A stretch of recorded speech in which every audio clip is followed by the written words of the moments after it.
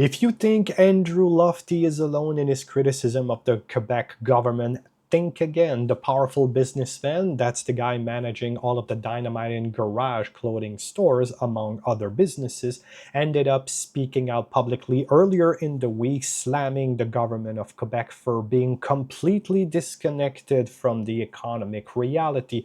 Link is right here for those of you interested in seeing my little video of that critique. Something very interesting ended up happening right after he spoke. The Quebec Federation of Chambers of Commerce ended up backing him up.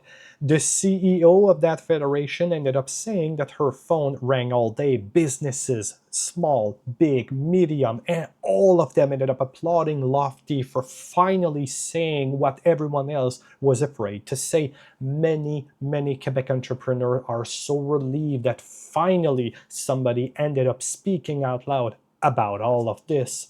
And what was the government response? Well, as you can see here from this French-speaking media, the first one to react was the Quebec finance minister, acting more or less like an over-offended political virgin. This guy could mostly reply when facing with all of Lutfy's critique to an already sedated public that we're doing the best we can.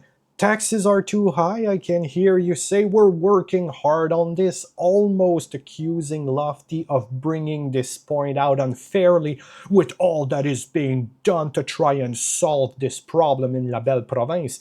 If you read the article, you're gonna see that other politicians ended up reacting to all of these criticisms, but they more or less ended up adopting the same kind of script. But the truth of the matter is, regardless of what these politicians are saying, is that more and more Canadian companies are quietly leaving Canada. This is another good example or bad example from CTV from 3 years ago, because you see business conditions are getting worse every year in Canada, and no one seems to be taking any of these signs seriously, at least on the political side.